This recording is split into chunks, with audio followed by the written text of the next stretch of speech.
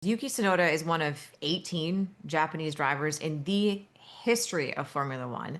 And those drivers have now combined to make exactly 500 starts. Yet not a single one of them has ever won a race. So that makes the Japanese drivers the most of any nation without a Formula One win. There are huge changes, obviously, at Red Bull because of the Christian Horner departure. It's not been a tremendous start for Yuki at Red Bull after the change. He went in week three. He's been in the points twice, but the best he's ever done is ninth. What do you think are the realistic expectations for Yuki now at Red Bull, now that Christian Horner is gone? I think it hasn't actually changed a huge amount. It's clear that he needs to perform better. On average, I think he's about 0.6 seconds off Max Verstappen in qualifying, and that's simply not enough. I mean, it's slightly better than the small sample of results we had with Liam Lawson at the start of the year when it was over 0.7, but it's not enough. He needs to get that down to at least, I'd say, 0.3 seconds or so towards the end of the year to stand a chance. But I feel like a decision is going to be made earlier than that. There's already headlines doing the rounds that Yuki Tsunoda doesn't have a future at Red Bull. That isn't confirmed as far as I'm aware. It certainly hasn't been officially communicated. But I think he's got to do something fairly dramatic in the next few races just to put himself back in there. Of course, if you put an end to that stat and he gave Japan its first Formula One victory, that would probably do it. But realistically, I think, getting in the shout for the odd podium here and there, but it's hard to see where that's going to happen because, the car just isn't where it should be. It doesn't seem to be getting a huge amount better.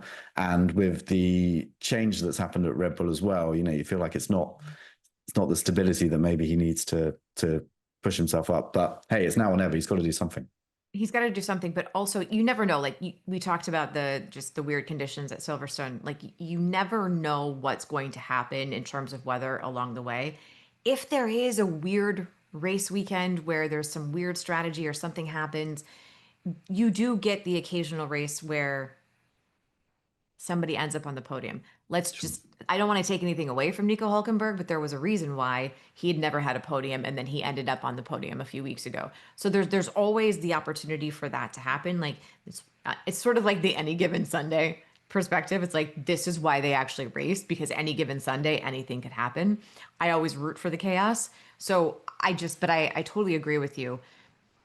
It doesn't make sense, I think, in the long run to have him in the car beyond this year. It's not that I don't want to see it happen, but there's the Honda ties, those are going away. The performance just hasn't been there. And one thing that we've talked about a lot in the last couple of weeks is sort of the idea of the pipeline at Red Bull. They went from Sebastian Vettel, they won the championships there, and then it turned into the Max Verstappen show. There was always sort of like someone waiting in the wings. And even when there was like the lean year, but it was like, okay, but Max is the greatest thing. Max is coming. Max was winning races. Max is going to win the championship. And then he did. And then he's, rattled off four. Now it looks like there isn't anything really coming. There really isn't anything waiting in the rings, which to me is part of the reason why they made the changes they made. And so it just doesn't make sense to keep Yuki. The only thing I'd counter that with is that I don't think what's happening to Yuki in the Red Bull right now is actually a Yuki problem. It's Oh, no, I do agree with that.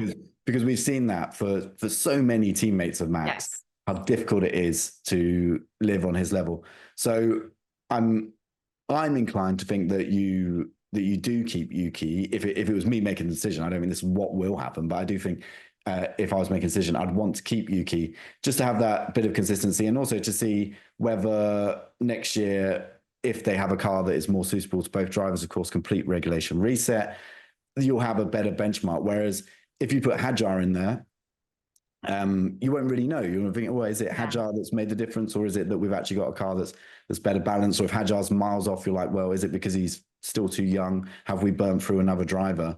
And that's my other question is like, who do you put in instead of Yuki? You got Isaac Hadjar, Liam Lawson, Arvid Lindblad, or somebody else, bring in somebody else from the driver market. But yeah, I just look at it and I think I'm not sure, getting rid of Yuki is the answer at all to Red Bull's problems at this stage. But I guess with Lindblad coming up, that's the question of who makes the space, because it does look increasingly like Lindblad will be making a step to F1 next year, probably with Racing Bulls. But yeah, then who kind of moves out of the position? And then of course they have the question around Max. I mean, I don't think they're going to make any decision until they know for certain they've got Max Verstappen in the car next year. All I know is two things. One, we're trying to assign logic to a situation that hasn't always Yeah. used logic. And I forget what my second thing was because that's how my brain works. Squirrel, squirrel. I mean, the first point is absolutely right. I mean, you just leave it there because Right. Jake and Red Bull's driving decisions have not gone together hand in hand for some time No. now.